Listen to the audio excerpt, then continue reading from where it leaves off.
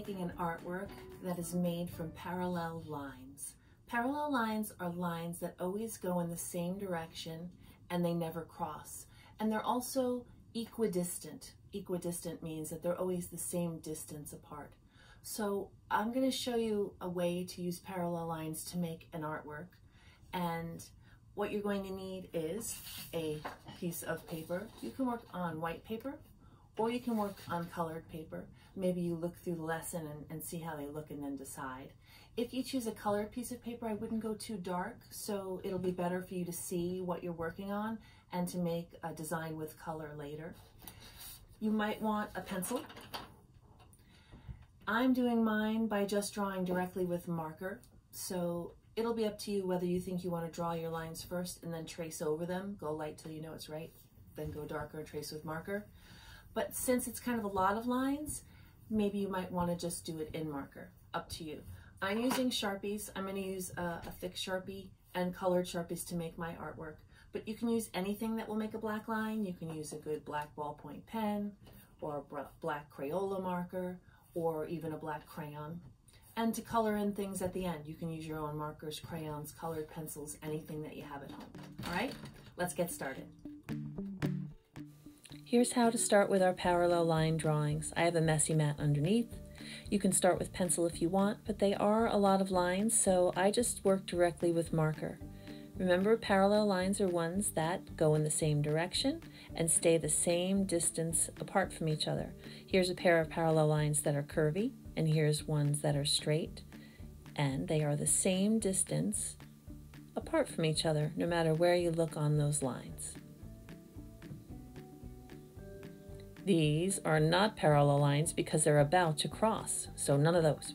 I'm going to work on my colored paper. So, with my Sharpie, I'm going to just start by drawing a line across my paper, and then I'm going to find that parallel line. Think of them as two friends going for a walk. So wherever the first one I draw is, the next one will follow. When I do my next set of lines, I want them to travel together, but stop if they ever cross another path, and then pretend like you're making a tunnel underneath and continue past. You can turn your paper for different line placement. You can try different types of lines, like zigzag lines. There I am tunneling underneath.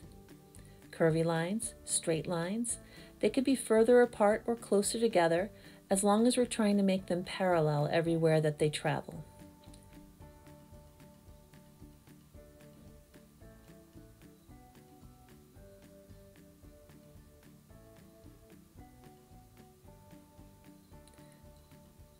The further along you get, the more tunnels you'll have to go.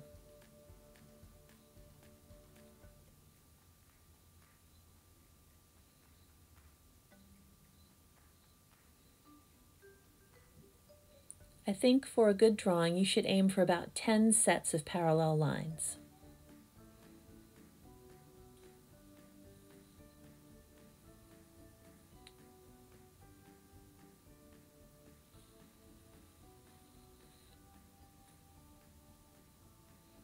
And you'll notice the more lines that you make, even though you're always tunneling underneath, there's starting to be some lines that are above and some lines that are below.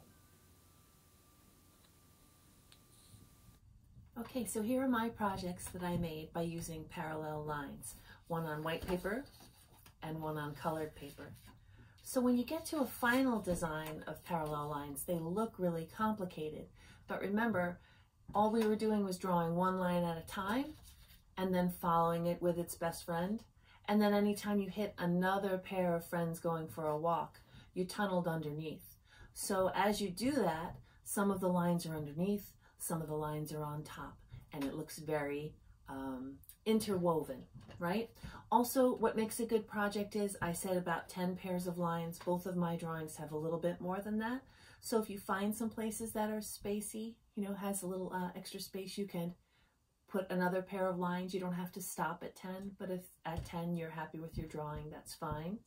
And another thing that makes a good drawing is different thicknesses of those parallel lines going for a walk, different paths. Here's a zigzag line, here's a wavy line.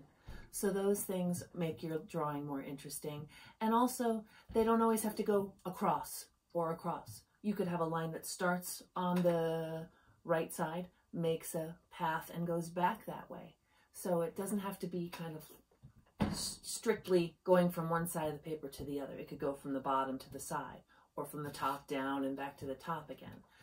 And if you look closely at my drawings, not all of my pairs of lines are perfectly parallel, and that's okay too. This is a practice. This is training our eyes. And in the end, we're trying to make a good design, and the parallel lines are just kind of a rule for getting to that nice piece at the end. Don't worry if there are some parallel lines that aren't exactly the same distance apart all the time, but you are trying for that. That's the practice part, okay? So here's some ideas for finishing your projects in color. Let's take a look.